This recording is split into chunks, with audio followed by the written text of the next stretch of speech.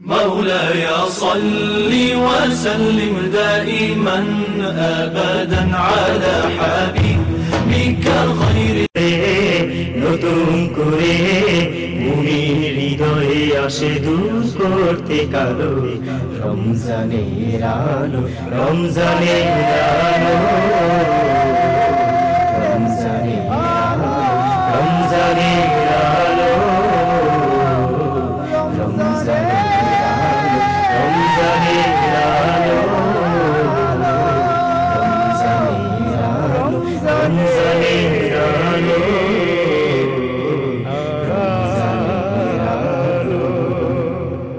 Haveli group রমজানের আলো। আসসালামু আলাইকুম ওয়া রাহমাতুল্লাহি ওয়া বারাকাতুহু। আলহামদুলিল্লাহি রাব্বিল আলামিন খালিকিস সামাওয়াতি ওয়াল আরদিন والصلاة والسلام على من كان نبيا وآدم بين الماء والطين وعلى آله وأصحابه وأهل بيته وعترته أجمعين.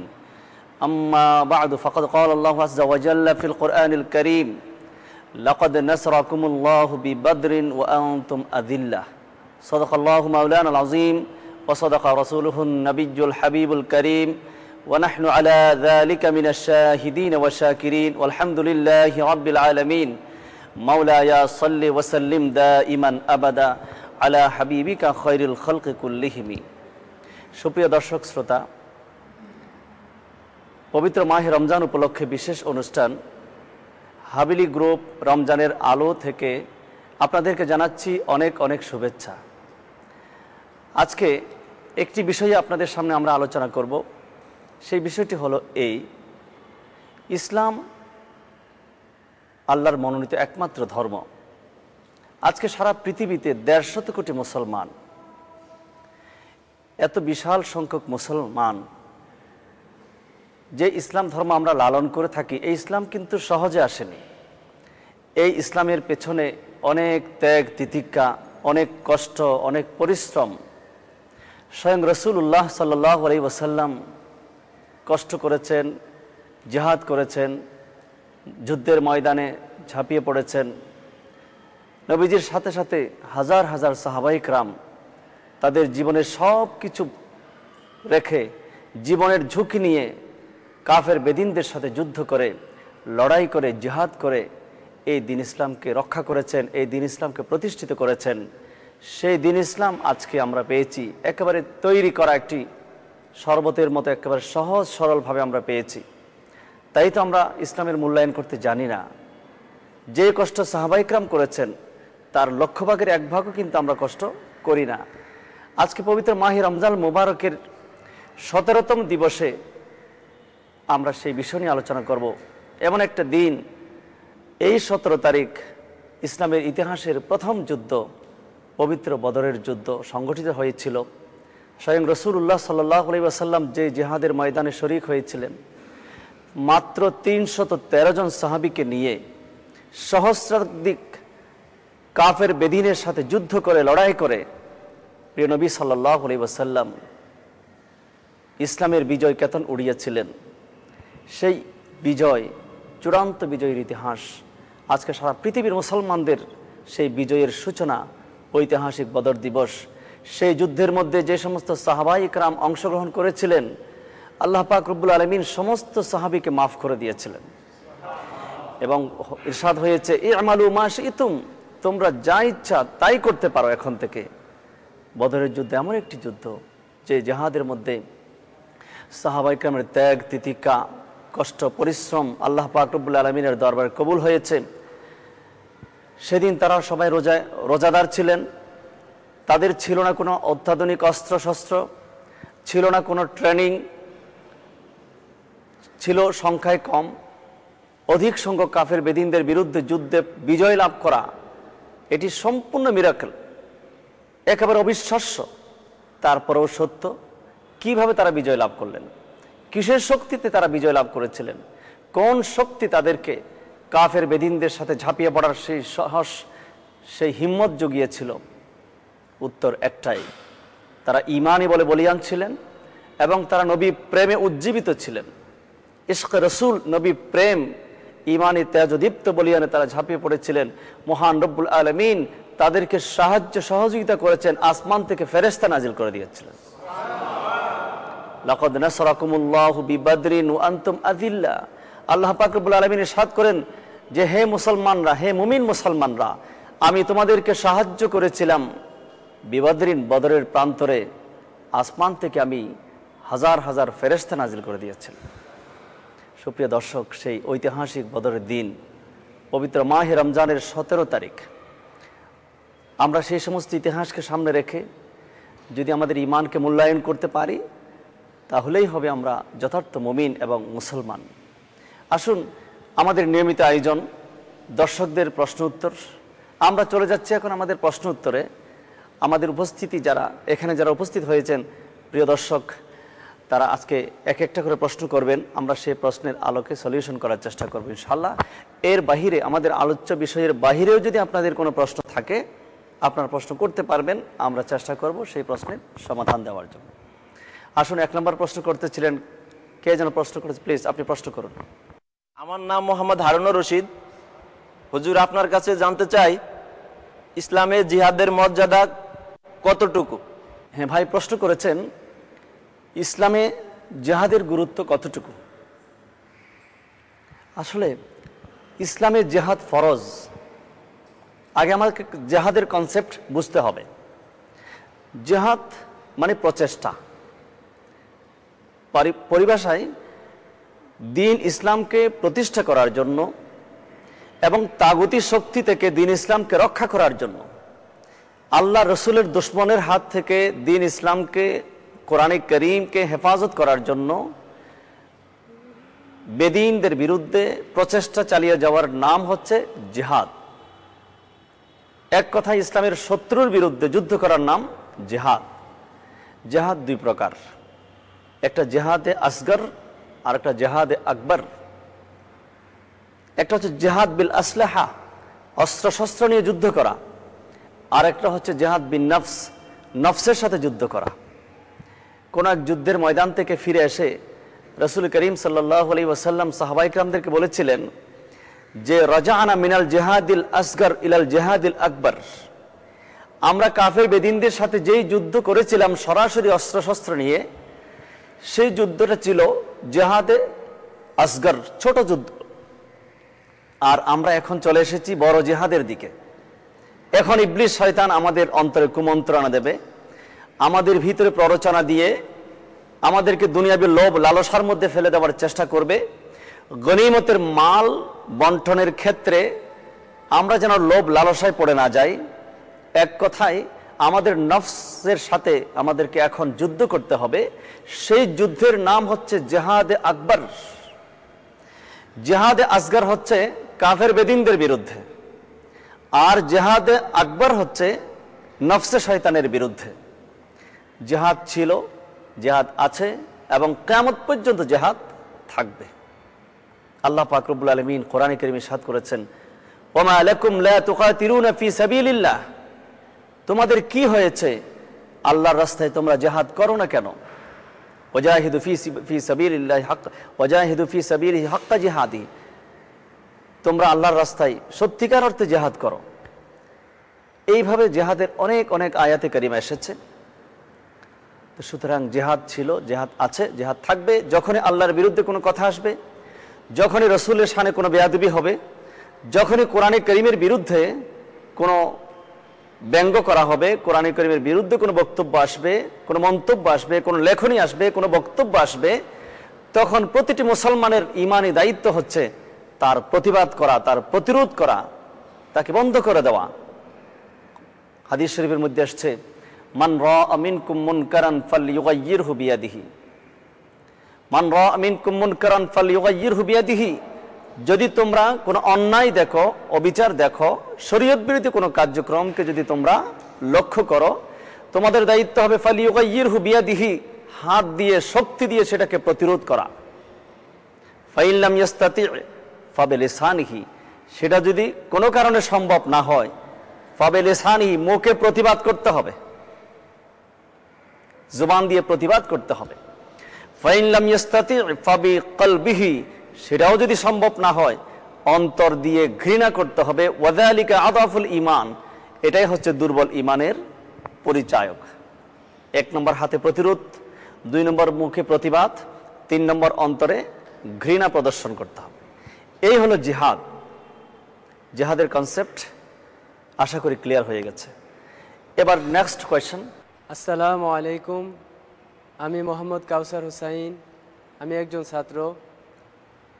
আমি হুজুরের কাছে জানতে চাচ্ছি যে বর্তমানে বোমা ফাটিয়ে জিহাদ করা এর হুকুম বা এর শাস্তি কি, তা জানালে আমি উপকৃত হব। প্রশ্ন করেছেন বোমা ফাটিয়ে জিহাদ করা যাবে কিনা। আজকালকার আমাদের দেশে একটা কালচার হয়ে গেছে, কারণে অকারণে বোমা ফাটানো হয়। আদালতে বোমা ফাটানো হয়, রাস্তায় বোমা ফাটানো হয়, গাড়িতে বোমা ফাটানো হয়, শিক্ষা প্রতিষ্ঠানে বোমা ফাটানো হচ্ছে। ইসলামের ইতিহাস যদি আমরা একটু পর্যালোচনা করি, ইসলামের ইতিহাসে কোনো যুদ্ধ আক্রমণাত্মক ছিল না, অ্যাগ্রেসিভ কোনো যুদ্ধ কিন্তু ইসলাম সমর্থন করে না। ইসলামের ইতিহাস, বদরের যুদ্ধ, উহুদের যুদ্ধ, খন্দকের যুদ্ধ, খাইবারের যুদ্ধ, আমরা এই সমস্ত জিহাদকে যদি একটু অ্যানালাইসিস করি, আমরা একটা জিনিস বুঝতে পারি যে কোনো যুদ্ধ অ্যাগ্রেসিভ ছিল না, সকল যুদ্ধ ছিল ডিফেন্সিভ, প্রতিরক্ষামূলক। একদামিনা দেফাই, কাফের বেদিনদের পক্ষ থেকে আক্রমণ আসছিল ঠিক তার প্রতিরোধ করার জন্য।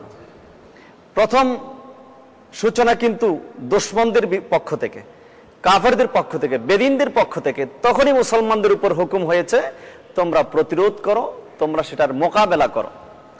এখন কোনো কারণে যদি হঠাৎ করে শিক্ষা প্রতিষ্ঠানে একটা বোমা ফাটিয়ে দিল কেউ, এটার নাম জিহাদ না, এটা সন্ত্রাসী, এটা বিশৃঙ্খলা, এটা ফিতনা, এটা ফাসাদ। এই সমস্ত কাজ করে বরং ইসলামের ভালো তো কল্যাণ তো কেউ করতে পারছে না, বরং ইসলামকে কলঙ্কিত করছে। সুতরাং যেখানে সেখানে বোমা ফাটালে তার নাম জিহাদ নয়, তাকে জিহাদ বলা যাবে না। আশা করি বিষয়টা পরিষ্কার। এবার নেক্সট কোয়েশ্চেন। আসসালামু আলাইকুম হুজুর, আমার নাম মোহাম্মদ আব্বাস উদ্দিন। আমার জানবার বিষয় হলো, গত পর্বে হুজুর আপনি বলেছিলেন যে রাসূল পাক সাল্লাল্লাহু আলাইহি সাল্লাম বদরের ময়দানে যে সকল মানুষ যেখানে যেখানে ইন্তেকাল করবে, মারা যাবে, আপনি রাসূল পাক সাল্লাল্লাহু আলাইহি সাল্লাম সেখানে নির্দিষ্ট করে ওনাদেরকে দেখিয়ে দিয়েছিলেন যে কে কোথায় মারা যাবে। কিন্তু হুজুর আমরা তো জানি যে রাসূল পাক সাল্লাল্লাহু আলাইহি সাল্লাম ইলমে গায়েব জানেন না। এখন আমার প্রশ্ন হলো, যদি রাসূল পাক সাল্লাল্লাহু আলাইহি সাল্লাম ইলমে গায়েব নাই জানেন, তাহলে কিভাবে রাসূল পাক সাল্লাল্লাহু আলাইহি সাল্লাম বললেন যে বদরের ময়দানে কে কোথায় মারা যাবে? হ্যাঁ, বদরের যুদ্ধে রাসূল পাক সাল্লাল্লাহু আলাইহি ওয়াসাল্লাম আগের রাত্রিতে বলে দিয়েছিলেন। একটা ব্যতিক্রমধর্মী ঘটনা, বদরের যুদ্ধে পরের দিন কে কোথায় মারা যাবে কাফের বেদিনরা, রাসূল পাক সাল্লাল্লাহু আলাইহি ওয়াসাল্লাম আগেই বলে দিয়েছেন যে আবু জাহেল অমুক জায়গায় মারা যাবে, ওতবা অমুক জায়গায় মারা যাবে, অমুক কাফের এই জায়গায় মারা যাবে। লাঠি দিয়ে চিহ্নিত করে দিয়েছিলেন রাসূল পাক সাল্লাল্লাহু আলাইহি ওয়াসাল্লাম। বদরের যুদ্ধের মধ্যে বিজয় লাভ হবে সেটা আগে থেকে রাসূল পাক সাল্লাল্লাহু আলাইহি ওয়াসাল্লাম জানতেন। নবীজি আল্লাহর দরবারে দোয়া করেছিলেন, আল্লাহ আজকের এই জিহাদে যদি আমরা পরাজিত হয়ে যাই, তাহলে লাম তুবাদ, তোমার ইবাদত করার মতো কোনো মানুষ থাকবে না, তোমার ইবাদত করার মতো কেউ থাকবে না। নবীজি দোয়া করতে করতে হাত এতটুকু উপরে উঠিয়েছিলেন, নূরানি বগল মোবারক দেখা যাচ্ছিল।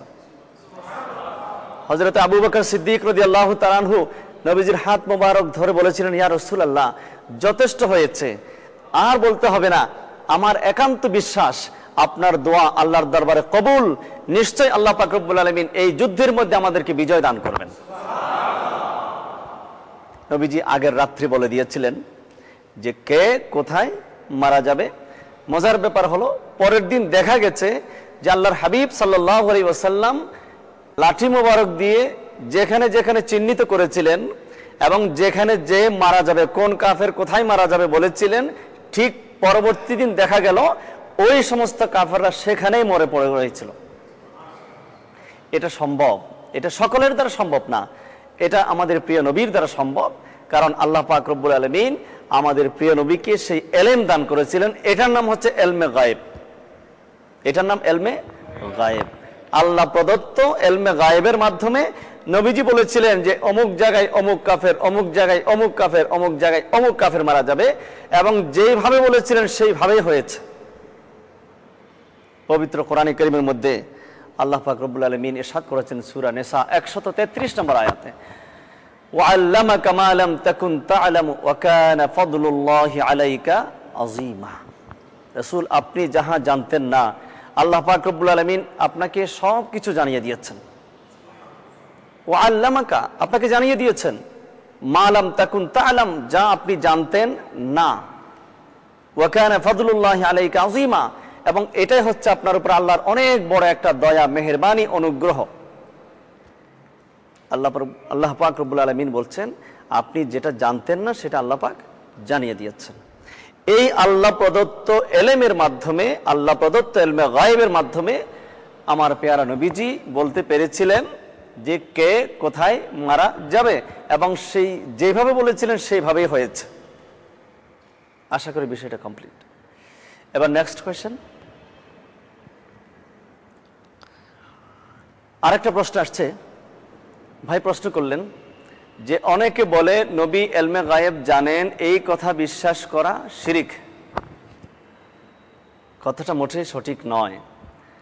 আমরা জানি এলমে গায়েব দুই প্রকার, একটা হচ্ছে এলমে গায়েব জাতি, আর একটা হচ্ছে এলমে গায়েব আতাই। জাতি শব্দের অর্থ সত্তাগত এলেম, আতাই মানে হচ্ছে আল্লাহ প্রদত্ত এলেম। সত্তাগত এলমে গায়েব জানেন একমাত্র আল্লাহ, আর আল্লাহ প্রদত্ত এলমে গায়েব জানেন রাসূলুল্লাহ।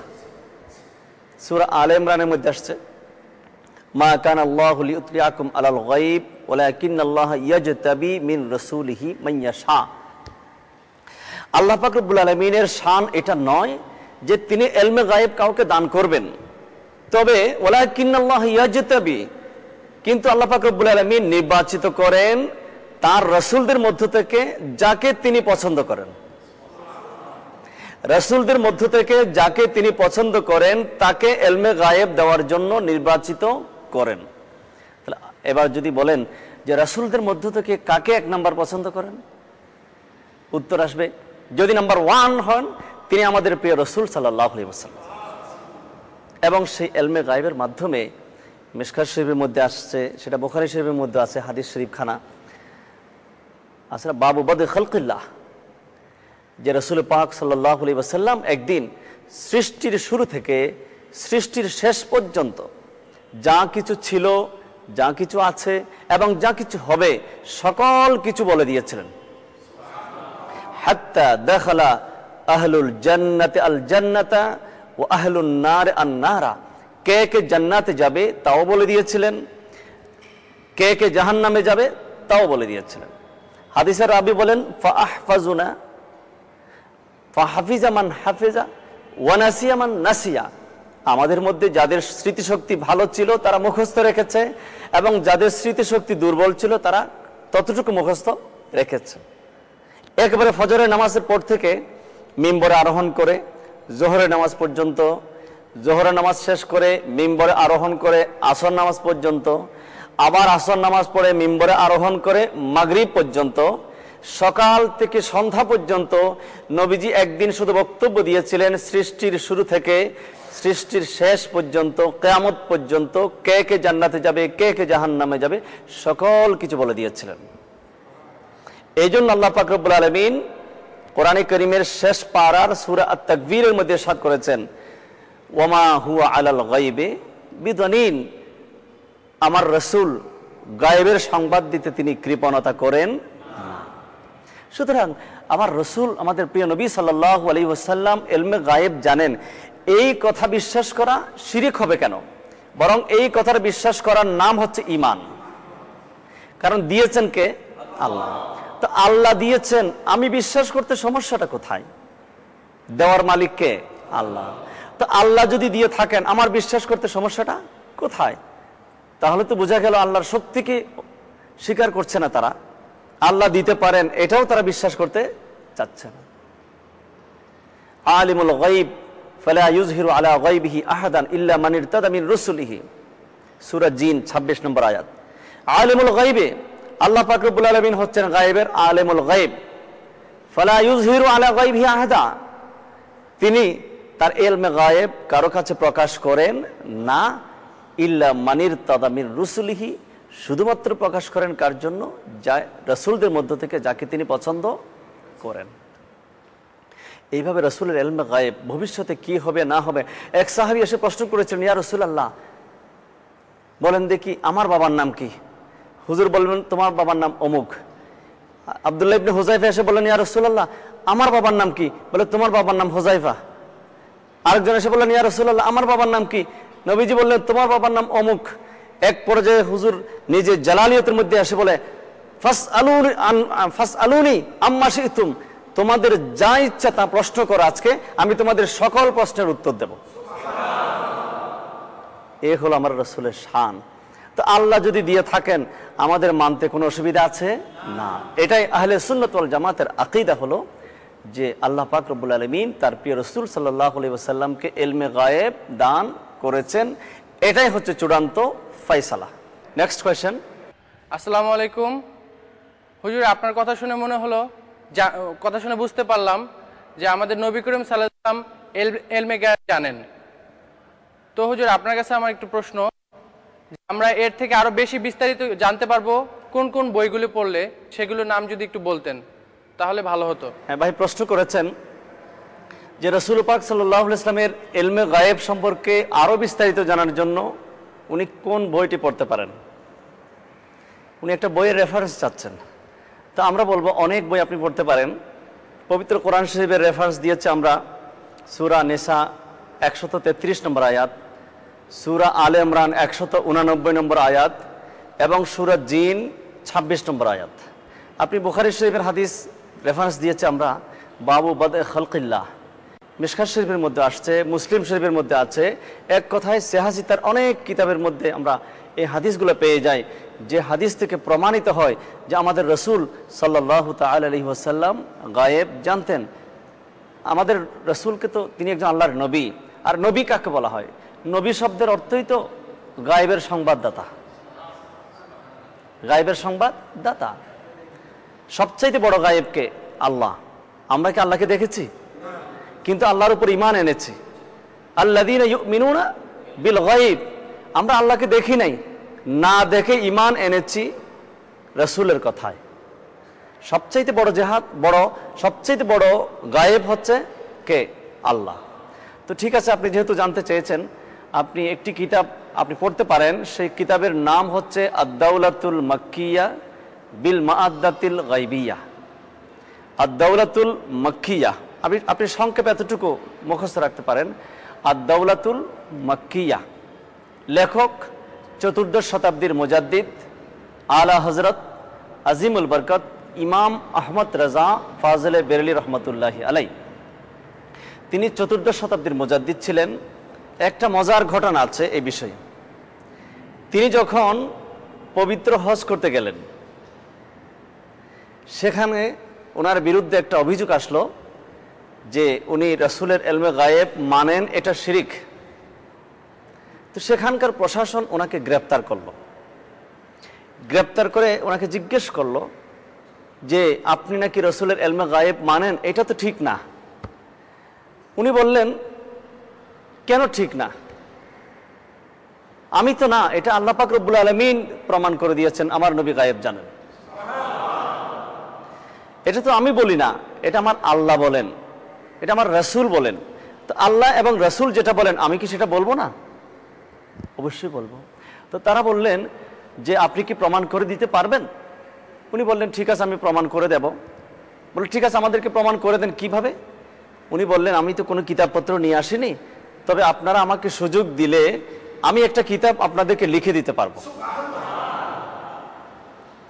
তারা বললেন, কতক্ষণ সময় লাগবে? উনি বললেন, কয়দিন সময় লাগবে? বলে, কয়দিন লাগবে না, একদিনে সম্ভব হবে।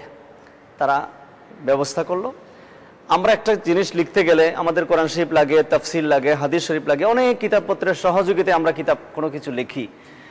তিনি কোনো কিতাবের রেফারেন্স ছাড়া মুখস্থ লেখার জন্য বসে গেলেন। বসলেন পবিত্র হারাম শরীফের মধ্যে, খানায়ে কাবার সামনে। তিনি মুতাওয়াজ্জিহ হলেন মদিনাতুল মুনাওয়ারার দিকে। তিনি বলেন, আমি বিশ্বাস করি আল্লাহ পাক রব্বুল আলামিন এলেম দিয়েছেন আমাকে, আল্লাহ পাক দান করেন, কিন্তু বন্টন করেন আমার রাসূলের মাধ্যমে। ইন্নামা আনা কাসিমুন ওয়াল্লাহু ইউতি, দেওয়ার মালিককে আল্লাহ, কিন্তু বন্টন করেন রাসূলুল্লাহর মাধ্যমে। এটা বুখারী শরীফের হাদিস, মিশকাত শরীফের মধ্যে আসছে। ইন্নামা আনা কাসিমুন ওয়াল্লাহু ইউতি, আল্লাহ দান করেন, বন্টন করেন রাসূলুল্লাহর মাধ্যমে। এই জন্য নবীজির দরবারে মুতাওয়াজ্জিহ হয়ে তিনি লেখা শুরু করলেন। মাত্র 8 ঘন্টার ভিতরে বিশাল একটা কিতাব তিনি লিখে ফেললেন ইলমে গায়বের উপরে। সেই কিতাবের নাম আদ-দাওলাতুল মাক্কিয়া বিল মাআদ্দাতিল গায়বিয়া। ওই কিতাব লিখে যখন প্রশাসনের হাতে দিয়ে দিলেন, প্রশাসন সেটা দেখলেন ভালোভাবে। উনি কোরআন এবং হাদিসের বাহিরে একটা শব্দও লিখেন নাই।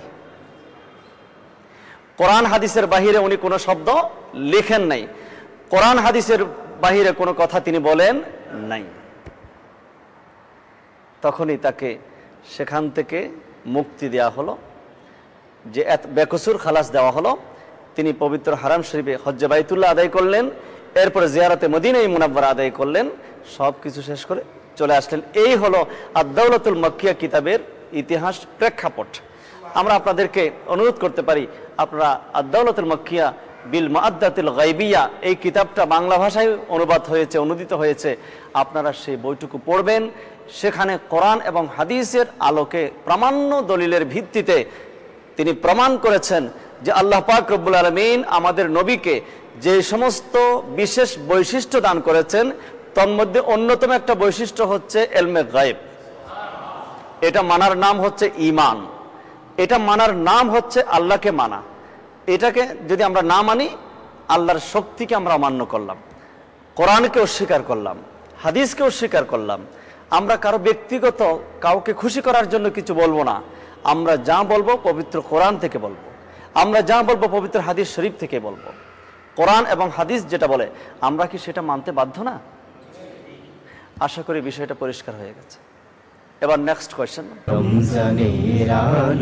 এতক্ষণ পর্যন্ত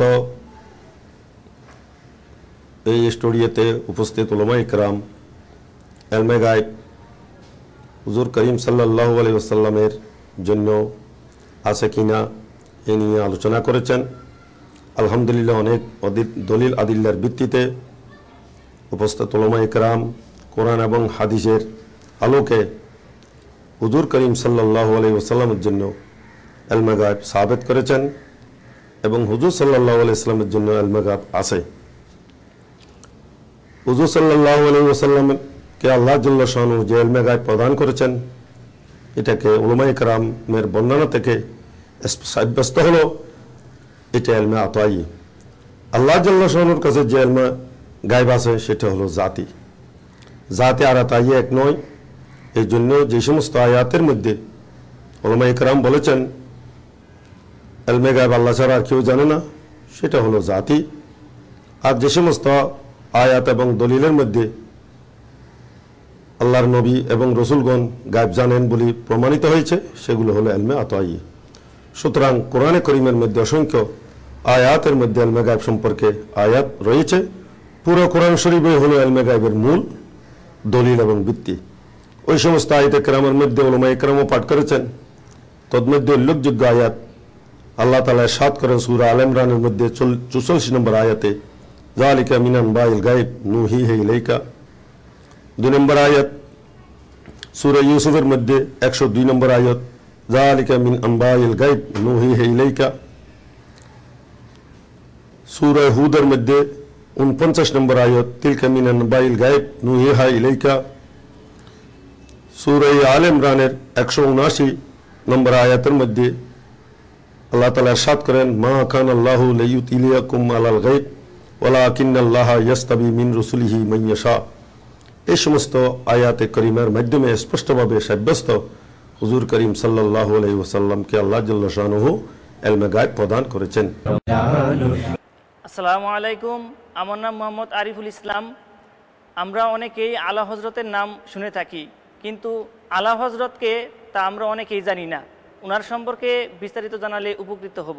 যে এতক্ষণ যেই কিতাবের নাম এবং যেই কিতাবের লেখকের কথা বললাম, ওনার কৌতূহল সৃষ্টি হয়েছে সেই লেখকের ব্যাপারে একটু জানার জন্য। আমি একটু আগেও বলেছি ওনার নাম, ওনাকে আলা হজরত হিসেবে সবাই চিনে। পরিপূর্ণ নাম হচ্ছে আহমদ রেজা। আলা হজরত হিসেবে সবাই চিনে। 14 শতাব্দীর মুজাদ্দিদ। হাদিস শরীফের মধ্যে আসছে, মেশকাত শরীফের মধ্যে আছে, ইন্নাল্লাহা ইয়াবআসু আলা রাসি কুল্লি মিয়াতি সানাতিন মান ইউজাদ্দিদু লাহা দীনাহুম। আল্লাহ পাক রব্বুল আলামিন প্রতি শতাব্দীতে, প্রতি 100 বছরের মাথায় এক একজন আল্লাহর প্রিয় বান্দা পৃথিবীর মধ্যে পাঠান, যিনি দ্বীন ইসলামকে সংস্কার করেন। এই দ্বীন ইসলামের মধ্যে অনেক কিছু ভেজাল ঢুকে যায়, অনেক কিছু জাল ঢুকে যায়, অনেক কিছু প্রতারণা এই দ্বীন ইসলামে যখন ঢুকে যায়, অন্যায় অবিচার, বিভিন্ন ধরনের অপব্যাখ্যা, অপসংস্কৃতি, ওই সমস্ত কার্যক্রম থেকে মুসলমানদেরকে হেফাজত করার জন্য আল্লাহ পাক রব্বুল আলামিনের পক্ষ থেকে যে ব্যক্তি দুনিয়ার মধ্যে আগমন করেন, সেই ব্যক্তিকে বলা হয় মুজাদ্দিদ। প্রথম যুগ থেকে হযরত ওমর ইবনে আব্দুল আজিজ, তিনি প্রথম শতাব্দীর মুজাদ্দিদ। দ্বিতীয় শতাব্দীর মুজাদ্দিদ ইমামে শাফি রহমতুল্লাহি আলাইহি। তৃতীয় শতাব্দীর মুজাদ্দিদ ইমামে নাসাই রহমতুল্লাহি আলাইহি। চতুর্থ শতাব্দীর মুজাদ্দিদ ইমাম আবু বকর বাকিল্লানি রহমতুল্লাহি আলাইহি। পঞ্চম শতাব্দীর মুজাদ্দিদ ইমাম গজালি রহমতুল্লাহি আলাইহি। ষষ্ঠ শতাব্দীর মুজাদ্দিদ ইমাম ফখরুদ্দিন রাজি রহমতুল্লাহি আলাইহি। সপ্তম শতাব্দীর মুজাদ্দিদ ইমাম তকিউদ্দিন সুবকি রহমতুল্লাহি আলাইহি। অষ্টম শতাব্দীর মুজাদ্দিদ ইমাম বাইহাকি রহমতুল্লাহি আলাইহি। নবম শতাব্দীর মুজাদ্দিদ জালালুল মিল্লাত ওয়াদ্দিন ইমাম জালালউদ্দিন সুয়ুতি রহমতুল্লাহি আলাইহি। দশম শতাব্দীর মুজাদ্দিদ মোল্লা আলী কারি রহমতুল্লাহি আলাইহি। একাদশ শতাব্দীর মুজাদ্দিদ ইমামে রব্বানি মুজাদ্দিদ আল ফিসানি রহমতুল্লাহি আলাইহি। শেখ আহমদ ফারুকি সরহিন্দি রহমতুল্লাহি আলাইহি। দ্বাদশ শতাব্দীর মুজাদ্দিদ সম্রাট আওরঙ্গজেব, মহিউদ্দিন আওরঙ্গজেব। ত্রয়োদশ শতাব্দীর মুজাদ্দিদ হযরত শাহ আব্দুল আজিজ মুহাদ্দিসে দেহলভী রহমতুল্লাহি আলাইহি। চতুর্দশ শতাব্দীর মুজাদ্দিদ আলা হযরত আজিমুল বরকত ইমাম আহমদ রাজা ফাজলে বেরলি রহমতুল্লাহি আলাইহি। এই হলো আলা হযরতের সংক্ষিপ্ত পরিচয়। তিনি জন্মগ্রহণ করেছেন 1272 হিজরিতে, ইন্তেকাল করেছেন 1340 হিজরিতে। 68 বছর তিনি হায়াত পেয়েছেন। মাত্র 4 বছর বয়সে কোরআন শরীফ পড়া শেষ করেছেন। 13 বছর বয়সে উনি মুফতি হয়ে গেছেন। 8 বছর বয়সে আরবি ব্যাকরণের বিখ্যাত কিতাব হেদায়েতুন নাহু কিতাবের আরবি ভাষায় ব্যাখ্যা লিখেছেন। যুগশ্রেষ্ঠ আলেম ছিলেন, ফকিহ ছিলেন, মুহাদ্দিস ছিলেন, মুফাসসির ছিলেন। বিশুদ্ধতম তাফসিরের কিতাব কানজুল ঈমান তিনি লিখেছেন। উনি হাফেজে কোরআন ছিলেন না। কোনো এক সময় ওনার এক ভক্ত ওনার কাছে চিঠি লিখতে গিয়ে লিখলেন হাফেজ আহমদ রেজা। উনি চিঠি পেয়ে চোখের পানি ছেড়ে কান্নাকাটি করলেন, আল্লাহ, আমি তো হাফেজে কোরআন না, কিন্তু আল্লাহর বান্দা আমাকে মনে করেছে আমি হাফেজুল কোরআন। একজন আল্লাহর বান্দার কথা মিথ্যা হোক সেটা আমি চাই না। উনি রমজান মাসে একজন হাফেজে কোরআনের সাথে কন্ট্যাক্ট করলেন, একজন হাফেজে কোরআনের সাথে কথাবার্তা করলেন যে ভাই আপনি দিনের বেলায় আমাকে যেই পারা তারাবির নামাজে আপনি পড়বেন ওই পারাটা আমাকে শোনাবেন। হাফেজে কোরআন তাই করলেন। মাহে রমজানের প্রথম দিন এক পারা শোনালেন, আলা হযরত এক পারা শুনলেন। শুনে ওই একবার শুনেই তিনি মুখস্থ করে সেদিন রাত্রে তারাবির নামাজে ইমামতি উনি নিজেই করলেন। ওনাকে যখন প্রথমে মক্তবে নিয়ে যাওয়া হয় আলিফ বা পড়ার জন্য, ওস্তাদের মুখে মুখে আলিফ বা তাসা পড়লেন। যেই মাত্র লামালিফ পর্যন্ত গেলেন, এই ছোট বাচ্চা প্রশ্ন করে বসলেন যে হুজুর, আলিফ এবং লাম তো একবার পড়লাম, আবার লামালিফ দ্বিতীয়বার কেন? এমন ছোট বাচ্চার মুখে এত কঠিন প্রশ্ন শুনে ওস্তাদ নিজে আশ্চর্যান্বিত হয়ে গেলেন। তখন ওস্তাদ জবাব দিলেন, যেমন শাগরিদ তেমন ওস্তাদ। বলে যে বাবা দেখো, যে আলিফ বা তা সা এগুলো হচ্ছে বিচ্ছিন্ন অক্ষর, আরবি ভাষার মধ্যে বিচ্ছিন্ন অক্ষরের পাশাপাশি যুক্ত অক্ষরও যে থাকতে পারে সেটা দেখানোর জন্য লাম আলিফ দিয়েছেন। উনি প্রশ্ন করলেন, আবার কাউন্টার প্রশ্ন, যে লাম আলিফ কেন, লামের সাথে আলিফ কেন, লামের সাথে বা দিতে পারলো না, তা দিতে পারলো না, জিম দিতে পারলো না? বলে না, দেখো এখানে আরো রহস্য আছে, যে লামের সাথে আলিফের একটা গভীর সম্পর্ক আছে। লাম লিখতে গেলে 3টা অক্ষর আসে, লাম আলিফ মিম, আর আলিফ লিখতে গেলে 3টা অক্ষর আছে, আলিফ লাম ফা। আলিফের মধ্যম অক্ষর লাম, আর লামের মাঝের অক্ষর আলিফ। তো লামের ভিতরে আলিফ আছে, আলিফের ভিতরে লাম আছে, উভয়ের মধ্যে যে একটা গভীর সম্পর্ক সেটা বোঝাবার জন্য লাম আলিফকে একত্রিত করেছে। ওস্তাদ আশ্চর্য হয়ে গেলেন যে এই বাচ্চা একদিন অনেক বড় হবে। তাই হয়েছে, একজন ব্যক্তি বয়স মাত্র 68 বছর, এই 68 বছরে উনি 1500 কিতাব লিখেছেন। কয় হাজার? 1500 কিতাবকে হিসেব করে দেখা হলো, এই বয়সের ভিতরে উনি যে কিতাব লিখলেন হিসেব করে দেখা গেল প্রতি 4 ঘন্টায় একটা কিতাব লিখেছেন। প্রতি 4 ঘন্টায় একটা বই তিনি লিখেছেন। তিনি শুধু কোরআনের তাফসীর করেছেন এমনটি না, তিনি হাদিসের সরা লিখেছেন, উনি অর্থনীতির বই লিখেছেন, পলিটিক্যাল সায়েন্সের বই লিখেছেন, মেডিকেল সায়েন্সের বই লিখেছেন, উনি আরবি ব্যাকরণ লিখেছেন, উনি তাসাউফ লিখেছেন, এলমুল বালাগাত লিখেছেন, এলমুল কালাম লিখেছেন, এলমুল সিয়াসা লিখেছেন। এইভাবে প্রায় 50টি বিষয়ের উপর উনি 1500 কিতাব লিখেছেন। একটা ঘটনা মনে পড়ে গেল, 1919 সালের ঠিক আগ মুহূর্তে আমেরিকার বিজ্ঞানীরা গবেষণা করে তারা বুঝতে পারল যে মহাশূন্যের মধ্যে একটা প্রলয় হবে। তখনকার বিখ্যাত একজন বিজ্ঞানী ডক্টর UF ইউরেকা, উনি ডিক্লেয়ার করলেন 1919 সালের 17 ডিসেম্বর বৃহস্পতি গ্রহ থেকে এক খণ্ড টুকরা এসে পৃথিবীর মধ্যে আঘাত করবে, এই পৃথিবী নিশ্চিহ্ন হয়ে যাবে, ধ্বংস হয়ে যাবে, মহাপ্রলয় হবে। আলা হযরত এই কথা শোনার পরে উনি গবেষণা করে দেখলেন না, আমেরিকার বিজ্ঞানী UF ইউরেকা যে কথা বলেছেন সেটা সঠিক না। আলা হযরত হিসাব করে চ্যালেঞ্জ দিলেন, 1919 সালের 17 ডিসেম্বর এই পৃথিবীর মধ্যে মহাপ্রলয় দূরের কথা, একটা ভূমিকম্প হবে না। এই চ্যালেঞ্জ আমেরিকার বিজ্ঞানীদের কাছে গেল। তারা জিজ্ঞেস করলো যে কোন বিজ্ঞানী আবার আমাদের সাথে চ্যালেঞ্জ করলো, উনি কোথায় লেখাপড়া করেছেন? বলে কোথাও লেখাপড়া করেননি, উনি ওনার বাবার কাছে লেখাপড়া করেছেন। পরে তারা অপেক্ষা করলো, অপেক্ষার প্রহর গুনতে গুনতে সেই 1919 সালের 17 ডিসেম্বর যখন আসে, সমগ্র ভারতবর্ষ সহ আমেরিকার জমিনের মধ্যে সবাই অপেক্ষা করছেন আসলে কি ঘটতে যাচ্ছে। সবাই দূরবীক্ষণ যন্ত্র নিয়ে বসে আছে। সকাল থেকে দ্বিপ্রহর হয়ে গেল, কিছুই হলো না, দুপুর গড়িয়ে গেল, কিছুই হলো না, সন্ধ্যা হয়ে গেল, কিছুই হলো না, রাত্রি চলে গেল, কিছুই হলো না। যাই হোক, অনেক লম্বা ইতিহাস, ওনার পরিচয় দিতে গেলে অনেক সময় লাগবে। সর্বশেষ উনি 1340 হিজরিতে এই দুনিয়া থেকে পর্দা করলেন, ইন্তেকাল করলেন। যেদিন তিনি ইন্তেকাল করেন সেদিন আল্লাহ এবং রাসূলকে তিনি কতটুকু ভয় করতেন এবং মহাব্বত করতেন, শরীয়তের ব্যাপারে কতটুকু তিনি কঠোর ছিলেন। তিনি বললেন যে আমার ঘরের মধ্যে যত ছবি আছে তোমরা সব ছড়িয়ে দাও, এখান থেকে তোমরা সরিয়ে ফেলো। তারা বললেন এখানে তো কোনো ছবি দেখতে পাচ্ছি না। বলে হ্যাঁ, এখানে ছবি আছে। ছবি, ঘরের মধ্যে যদি ছবি ঝুলন্ত থাকে, ঘরের মধ্যে যদি ছবি থাকে সেখানে রহমতের ফেরেশতা প্রবেশ করে না।